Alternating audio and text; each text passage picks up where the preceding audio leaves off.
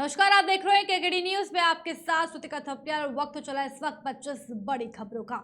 Jharkhand ropeway rescue operation के दौरान गिरी महिला की हुई मौत। रोपवे हादसे के 45 घंटे बाद 46 को बचाया गया। योगी सरकार ने सख्त किए निर्देश। योगी ने कहा आधे घंटे से ज्यादा का ना हो सरकारी कर्मचारी का लंच ब्रेक। स्पीकर मुद्दे पर शिवसेना ने भाजपा पर कसा तंज। कहा चीन के सैनिक गलवान से पीछे हट जाए तो चलाना सही। महंगाई और बेरोजगारी के मुद्दे पर राहुल गांधी ने बीजेपी को घेराव।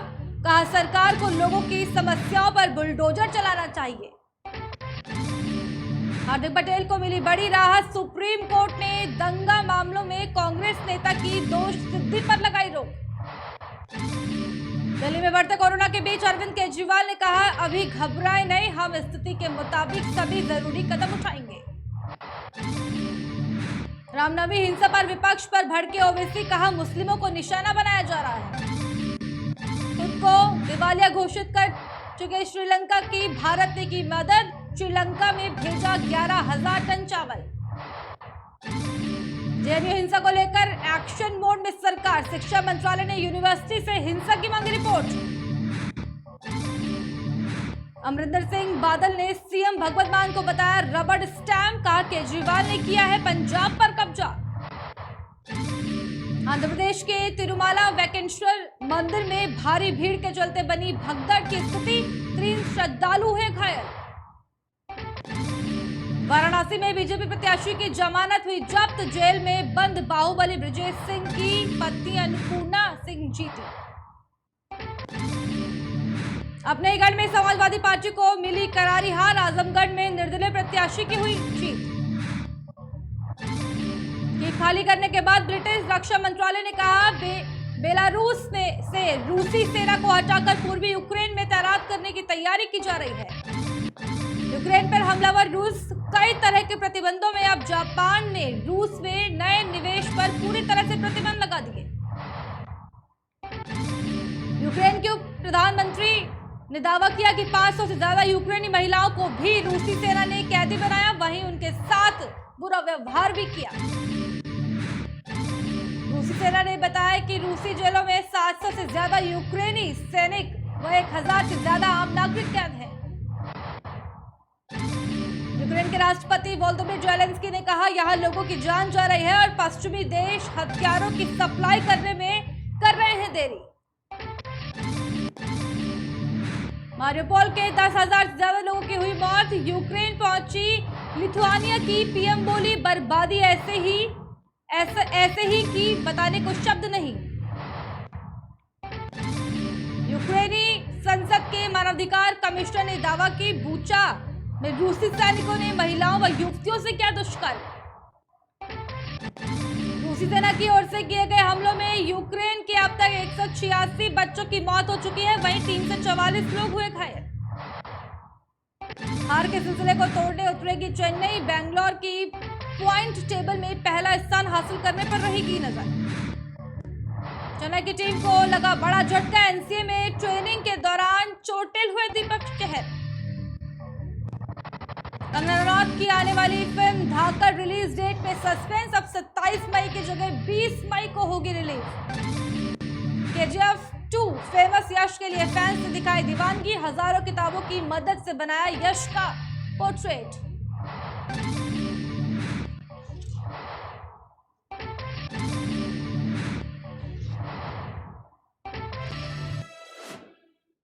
बढ़ते आगे खबरों की तरफ। धान खरीद मामला लगातार तूल पकड़ता जा रहा है। यह महज अब तेलंगाना तक ही नहीं सीमित रहा है, अब वह वहां से निकलकर दिल्ली के गलियारों में आ गया है। आपको बता दें कि तेलंगाना की मांग है कि एक खरीद नीति रहे, एक देश में एक खरीद नीति होनी चाहिए। पहले छत्तीसगढ़ से भी ये मांग आई थी, किसान की मदद की जाए, न कि किसान को बर्बाद किया जाए। राकेश टिकैत भी यहां पहुंचे हैं। उन्होंने कृषि मुद्दों पर केसीआर के साथ बातचीत की। आपको बता दें कि दिल्ली में तेलंगाना के मुख्यमंत्री केसी राव ने धरना प्रदर्शन के दौरान कहा कि तेलंगाना अपना हक मांगता है। मैं प्रधानमंत्री जी से कहना चाहता हूं कि नई कृषि नीति बनाएं और हम उसमें भी योगदान देंगे। अगर आप ऐसा नहीं करेंगे तो आपको हटा दिया जाएगा और नई सरकार नई एकीकृत कृषि नीति बनाएगी। गौरतलब है कि दिल्ली की सीमाओं पर किसानों ने एक साल से ज्यादा समय तक 3 कृषि कानूनों के विरोध में धरना प्रदर्शन किया था। आखिरी में मोदी सरकार को झुकना पड़ा था और तीनों कृषि कानून वापस लेने पड़े थे, जिसके बाद एमएसपी पर लिखित तौर पर कानून बनाने की गारंटी देने के बाद किसानों ने अपना धरना खत्म कर दिया था। क्या पाप किया तेलंगाना के किसानों ने? धान उगाना ही पाप था? भारत के प्रधानमंत्री नरेंद्र मोदी जी को मैं चेतावनी देना चाहता हूं कि आप चाहे किसी से भी खिलवाड़ कर सकते हो, लेकिन किसानों से नहीं। भारत का इतिहास बताता है,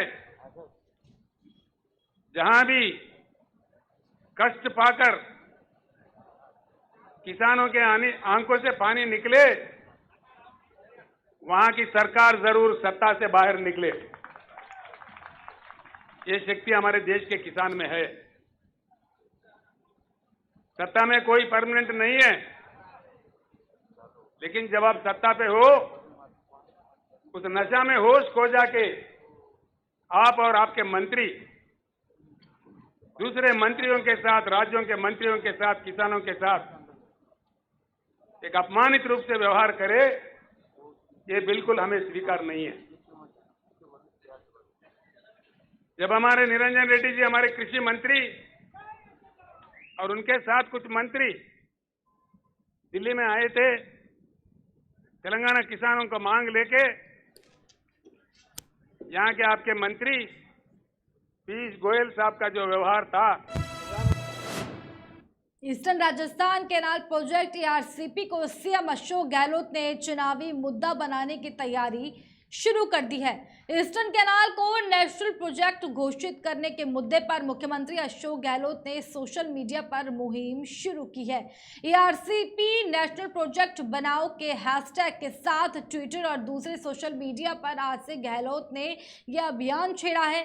कांग्रेस नेता और मंत्री भी इससे जुड़कर मुहिम को आगे बढ़ा रहे हैं। कांग्रेस इस मुद्दे को अब दिल्ली में भी उठाने की तैयारी में है। गहलोत की शुरुआत इसी दिशा में मानी जा रही है। इसके अलावा गहलोत ने कहा कि केंद्रीय जल शक्ति मंत्री गजेंद्र सिंह शेखावत के शनिवार को जयपुर में पीएम मोदी की तरफ से कोई वादा नहीं करने का चैलेंज देने के बाद से इस मामले में सियासत गर्मा गई है। गहलोत ने ट्वीट कर केंद्रीय जल शक्ति मंत्री गजेंद्र सिंह को निशाने पर लेने के अलावा राज्य सरकार के बजट से भी ईस्टर्न कैनाल का काम शुरू कराने की बात कही है। प्रधानमंत्री जी बोल रहे हैं, मेरी लोकप्रिय मुख्यमंत्री बीजेपी के एमएलए ने मुझे कहा है ईआरसीपी के बारे में मैं सकारात्मक सोच रखूँ, इसके बारे में एग्जाम में पूरी करवा रहा हूँ। पूरी मैंने मेरे सोशल मीडिया में डाला है, आपने छपा भी होगा। तो जो प्रधानमंत्री 2 बार बोल चुका है, राष्ट्रीय परियोजना कोई बहुत बड़ी बात नहीं है। 16 योजनाएं चल रही देश में, चल रहा है। राजस्थान के रेगिस्तान के इलाके हैं, पानी नीचे है नहीं, खारा पानी है। आप बताइए, तेरा जल इम्पोर्टेंट है। भारतीय जनता पार्टी के अध्यक्ष जेपी नड्डा ने हिमाचल प्रदेश में चुनावी तैयारियां शुरू कर दी है। रविवार को जेपी नड्डा ने बिलासपुर में रोड शो किया और इस दौरान कांग्रेस पर जमकर निशाना साधा। उन्होंने कहा कि बीजेपी को छोड़कर सभी पार्टियां या तो क्षेत्रीय हो गई हैं या फिर परिवार की पार्टियां। इंडियन नेशनल कांग्रेस ना इंडियन है, ना नेशनल है, ना कांग्रेस है, ये भाई बहन की पार्टी बन गई है, बाकी सबकी छुट्टी हो गई है। साथ ही साथ जेपी नड्डा ने कहा, जब भी केंद्र में बीजेपी की सरकार रही तब हिमाचल की मैनस्ट्रीमिंग हुई है और हिमाचल मुख्यधारा में विकास के क्रम में आगे बढ़ा है, और जब दुर्भाग्यवश केंद्र में कांग्रेस की सरकार रही तो हिमाचल के हितों का हनन हुआ है। उत्तर प्रदेश में किसी सरकार जिसकी सरकार थी वो मध्य प्रदेश में फिर से सरकार थी। उत्तर प्रदेश में पहली बार जो मुख्यमंत्री था वो दोबारा मुख्यमंत्री बना। आजाद भारत में पहली बार हुआ है इस बात को। जय श्री राम, जय श्री राम। नड्डा जी को जय श्री राम, जय श्री राम, जय श्री राम। उत्तराखंड में जब से राज्य बना हमेशा अदला बदली चलती है, लेकिन अब इस बार भारतीय जनता पार्टी की विशुद्ध सरकार दूसरी बार भी उत्तराखंड में बनी। गोवा में हम तीसरी बार आ गए, हैट्रिक बना ली वहां, और वहां भी विशुद्ध भारतीय जनता पार्टी की सरकार। नॉर्थ ईस्ट में, उत्तर पूर्व में, वहां पर भारतीय जनता पार्टी की, मणिपुर में विशुद्ध पहली बार भारतीय जनता पार्टी की सरकार।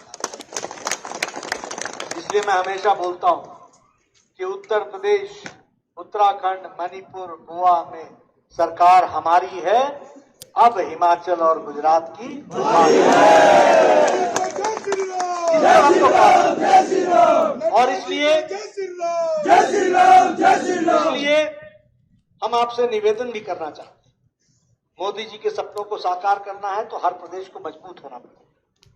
मोदी जी के सपनों को साकार करना है तो हिमाचल में डबल इंजन की सरकार जो चल रही है उसको ताकत प्रदान करना, और उसके साथ साथ हम किस तरीके से हिमाचल के अपने साथियों को आगे ले जा सकते हैं, इसकी हमको चिंता करना। और मैं एक बात बड़े स्पष्ट शब्दों में कहता हूं, राजनीति को गहराई से जानता हूं। इस देश में अब कोई राजनीतिक दल विचारधारा को ध्यान में रखकर राष्ट्रभक्ति से ओतप्रोत आम गरीब आदमी की तस्वीर और तकदीर बदलने वाली पार्टी है तो एकमात्र भारतीय जनता पार्टी है। इस बात को और कहने के लिए नहीं कह रहा हूं, बाकी सारी पार्टियां या तो क्षेत्रीय पार्टियां हो गई है या परिवार की पार्टी, कोई विचारधारा की पार्टी नहीं है। आप उठाइए जम्मू कश्मीर में, बोलिए पीडीपी परिवार की पार्टी है कि नहीं है? नेशनल कॉन्फ्रेंस परिवार की पार्टी है कि नहीं है? पंजाब में अकाली दल परिवार की पार्टी है कि नहीं है? अब आप पार्टी भी परिवार की पार्टी बन रही है कि नहीं बन रही? इंडियन नेशनल कांग्रेस ना इंडियन है, ना नेशनल है, ना कांग्रेस है। ये भारतीय तो रही नहीं गई और ये राष्ट्रीय तो है ही नहीं। अब ये तो भाई बहन की पार्टी रह गई, बाकी छुट्टी। नंद करो नेताजी, तुम राज करो। छुट्टी हो। आप बताइए, उत्तर प्रदेश में हम लड़ रहे हैं 289 सीट्स में, 389 सीट्स में कांग्रेस लड़ी और 377 सीट में विश्व के प्रधानमंत्री मोदी और अमेरिका के राष्ट्रपति जो बाइडेन के बीच वर्चुअल बैठक हुई। इस बैठक में वैश्विक संकट, कोविड महामारी और क्लाइमेट क्राइसिस पर चिंता व्यक्त की गई। इस मीटिंग में पीएम मोदी ने रूस यूक्रेन युद्ध का जिक्र करते हुए बुचा नरसंहार की निंदा की। अमेरिकी राष्ट्रपति जो बाइडेन ने कहा कि रक्षा के मामले में हम दोनों देशों के बीच एक मजबूत पार्टनरशिप है। इसके अलावा उन्होंने कहा कि वो यूक्रेन के लोगों के प्रति भारत के मानवीय समर्थन का स्वागत करते हैं। हम आगे भी चर्चा करते रहेंगे, इससे हमारा रिश्ता और गहरा और मजबूत होगा। जो बाइडेन ने कहा कि जापान में 24 मई के आसपास क्वाड समिट है। मैं उम्मीद करता हूं कि आपसे 24 मई को जापान में मुलाकात होगी। विश्व के दो सबसे बड़े और पुराने लोकतंत्रों के रूप में हम नेचुरल पार्टनर्स हैं और पिछले कुछ वर्षों में हमारे संबंधों में जो प्रगति हुई है, जो नया मोमेंटम बना है, आज से एक दशक पहले भी शायद ऐसी कल्पना करना मुश्किल था। एक्सेलेंसी, आज की हमारी बातचीत ऐसे समय पर हो रही है जब यूक्रेन में स्थिति बहुत चिंताजनक बनी हुई है। कुछ सप्ताह पहले तक 20,000 से अधिक भारतीय यूक्रेन में फंसे हुए थे और इनमें से अधिकांश युवा छात्र थे। काफी मेहनत के बाद हम उन्हें वहां से सकुशल निकालने में सफल हुए। हालांकि एक छात्र ने अपना जीवन खो दिया। इस पूरे घटनाक्रम के दौरान मैंने यूक्रेन और रूस दोनों के राष्ट्रपतियों से कई बार फोन पर बातचीत की। मैंने न सिर्फ शांति की अपील की, बल्कि मैंने राष्ट्रपति पुतिन को यूक्रेन के राष्ट्रपति के साथ बिहार के मुख्यमंत्री नीतीश कुमार ने कहा कि पेट्रोल डीजल की बढ़ती कीमतों में राज्य सरकार ने कुछ महीने पहले ही राहत दी थी। राज्य सरकार के पास इतना संसाधन नहीं है कि इसको लेकर तुरंत कुछ कहा जाए। ये पूरे देश का मसला है। पेट्रोल डीजल की बढ़ती कीमतों को लेकर पहले भी केंद्र सरकार ने राहत देने का निर्णय लिया और राज्यों को भी ऐसा करने को कहा। बिहार समेत कई राज्य सरकारों ने भी इस पर निर्णय लिया। कीमतें बढ़ रही हैं तो केंद्र सरकार अवश्य इस पर सोचेगी। अभी ये कहना मुश्किल है कि पेट्रोल डीजल की कीमतें बढ़ती ही रहेंगी या फिर घटेगी। कीमतें बढ़ने से लोगों की समस्याएं तो बढ़ ही जाती है। ऐसा हो सकता है कि कुछ दिनों के बाद पेट्रोल डीजल की कीमतें सामान्य हों। तत्काल कुछ भी कहना संभव नहीं है। महंगाई जिस तरीके से बढ़ रही है, नींबू 30 रुपए किलो हो गया, पेट्रोल डीजल के दाम, तो क्या सरकार अपनी तरफ से, क्या राज्य सरकार कुछ इसके लिए करेगी उपाय, कुछ कम करेगी दाम? पेट्रोल डीजल इस पर तो हम लोग कुछ महीना पहले ही किए थे ना राहत। लेकिन अगर कोई चीज़ इतना बढ़ जाता है तो तत्काल हम लोगों के पास इतना कहाँ है संसाधन कि हम लोग अभी तुरंत कुछ कह सकते हैं। अब ये हो रहा है कि पूरे देश का मसला है ना, तो पहले भी बहुत बढ़ रहा था तो पूरे देश में फिर केंद्र सरकार ने निर्णय लिया, फिर राज्यों को भी कहा, कई राज्यों ने भी निर्णय लिया, हम सब लोगों ने निर्णय लिया किया, तो अभी फिर बढ़ रहा। तो इसके बाद तो अब आगे की बात होगी ना। अभी तो तत्काल ऐसा है नहीं कि आप हर रोज सोच सकते हैं, ऐसी स्थिति तो है नहीं। लेकिन हाँ, बढ़ रहा है तो जरूर केंद्र सरकार इन सब चीज़ों पर धीरे धीरे सोचेगी। अब बढ़ रहा है फिर घटेगा या क्या स्थिति है, अभी तो ये कहना मुश्किल है। तो इसलिए उसके बारे में तो केंद्र की तरफ से ही सारी बातें आएंगी। तो अभी तो थोड़ा बढ़ रहा है। अरे बढ़ता है तो थोड़ा लोगों को तो हो ही जाता है ना समस्या। लेकिन अगर कहिएगा कि अभी तत्काल हम लोग कुछ कर पाएंगे तो अभी इतना ज़्यादा अचानक तुरंत नहीं, ऐसी कोई बात नहीं। हाँ, समस्या तो है ही, लेकिन हो सकता है कि कुछ दिन के बाद फिर स्थिति नॉर्मलाइज करे। रोज तो हम लोग देखते ही ना है, प्रतिदिन न्यूज़ तो रहता ही ना है। तो कभी कभी 3 दिन 4 दिन बंद रहता है तो भी न्यूज़ रहता है। तो इसलिए अभी तो उसके बारे में कोई सीधे अभी कोई तत्काल तो कुछ कहना संभव नहीं है। खास खबरों में केवल इतना ही। बने रहिए हमारे साथ, देखते रहिए केकेडी न्यूज़।